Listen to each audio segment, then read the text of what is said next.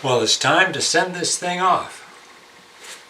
I was going to just use styrofoam and pack it in a cardboard box to send this away, but then I got the styrofoam cut to fit the instrument and thought, you know, if I just upholster this, I can make it into a case. So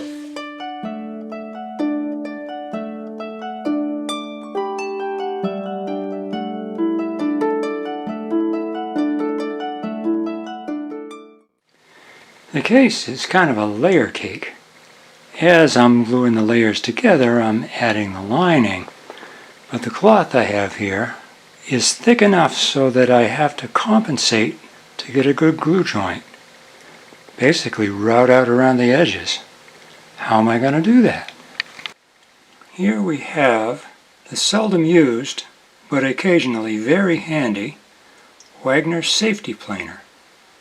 I'm going to give this a try. The safety planer worked like a charm, but even with my vacuum system, it made quite a mess.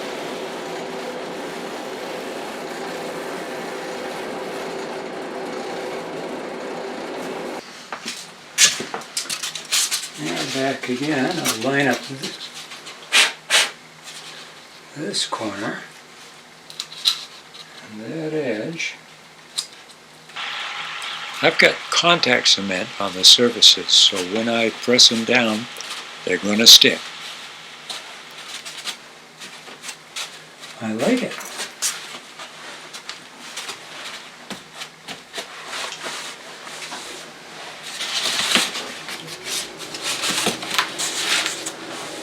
Now I figure the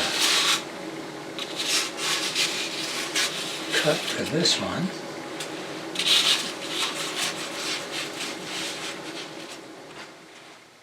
Here's some more progress on the case. I've lined the edges and the critical points with spruce. It's tough, it's light, and it should hold the thing really stiff. That's my plan anyway.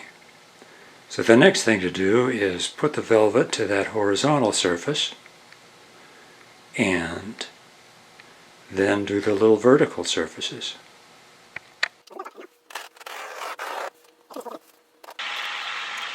I used razor blades, scissors, and X-Acto knives to trim the cloth to the cavity shape, and then I split the edges and folded them down onto the vertical side.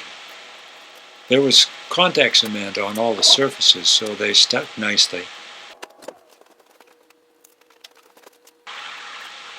I wrapped the cloth that went on the vertical around some cardstock before I glued in. It worked really well.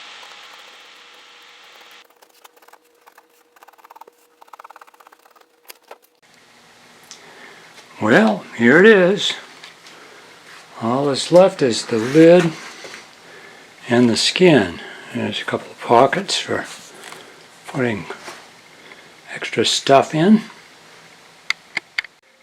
Well, here's this cloth covering. It's ripstop canvas for the cover of the Guitulcimer case. And what I've done is put this special glue that bonds with heat after it dries. I put that on there. I'll have to wait for it to dry 20 minutes, half an hour, and then pull the thing up over and activate the glue with an iron.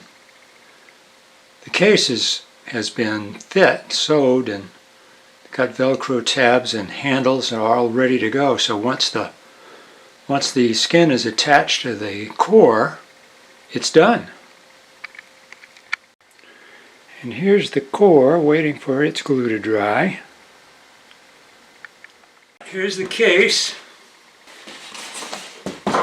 Took this down to the post office before I put it all together. And the whole thing, case, guitar, and the shipping box, weighs less than 12 pounds. So there's the styrofoam all cut to shape. A couple of pockets here. And there's some strings and some John Pierce string wipes. Supposed to cut down on corrosion.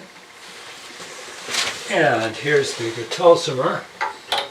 I've slacked the strings so there's no tension on the neck. Pretty snug fit. This, where the neck goes into the case, holds it very firmly.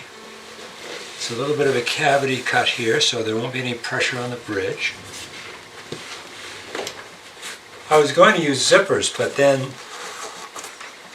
decided that these Velcro tabs are a lot easier to use, which will be better for my customer.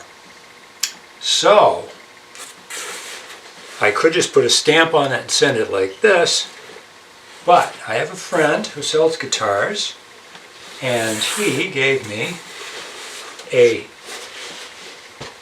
guitar shipping box. It's a very high-tech thing. It's got these plastic inserts to hold the bottom and the top of the case, so it'll be actually suspended inside this box, which is a pretty rugged box all by itself. So,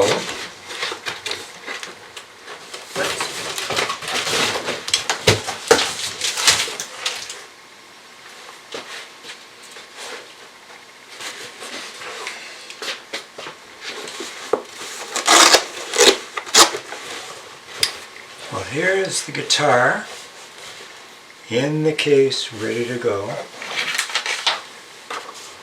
It's got the address of where it's going and where it's come from. Extra strings. I'm going to buy a little darling. And now we've got this high-tech guitar box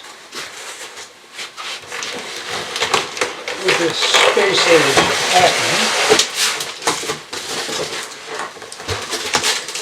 And I'll put another copy of the address on top of that.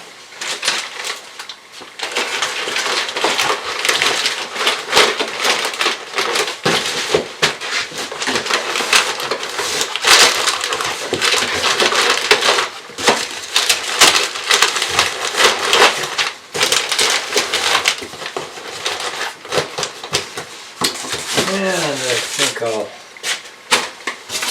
drop a few styrofoam blocks in there to keep it from drifting. Put the extra copy of the address.